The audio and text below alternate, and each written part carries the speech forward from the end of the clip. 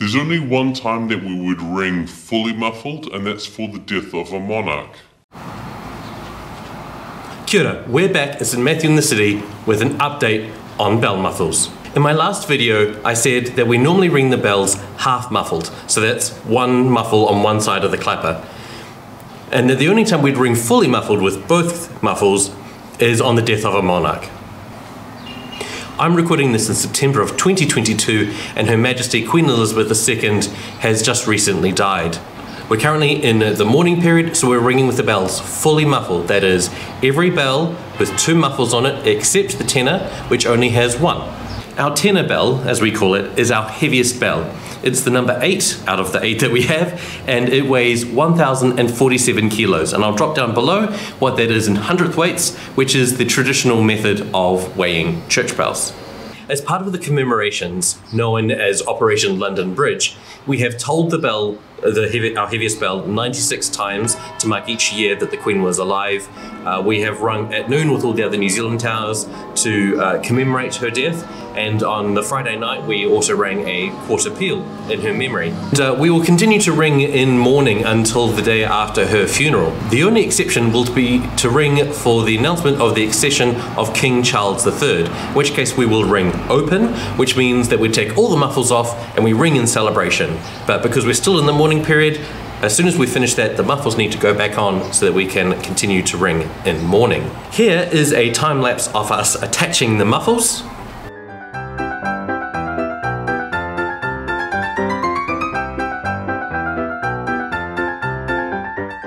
Here are some examples of us ringing fully muffled. I've also included a clip each of us ringing completely open, so without the muffles, and ringing half muffled, so that you can hear the difference between the three ways of ringing.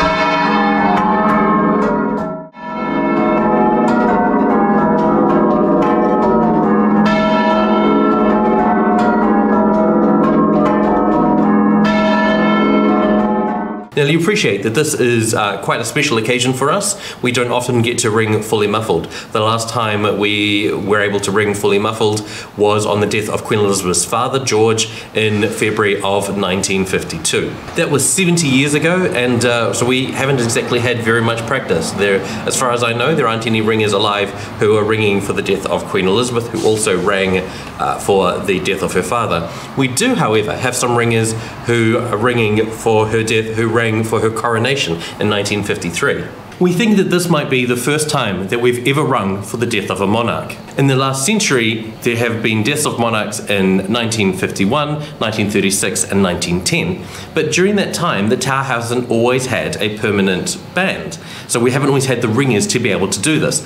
And even when we did have the ringers, the Tower hasn't always been in the correct maintenance. So perhaps we had ringers but weren't able to ring. Certainly this means that we think that this could be the first time that our tower has rung for the death of a monarch, and so rung fully muffled. I'll leave you now with a few more clips of us ringing fully muffled. There'll be links down below for recordings of our official events in the commemoration and a playlist where we have them all together as part of the Operation London Bridge.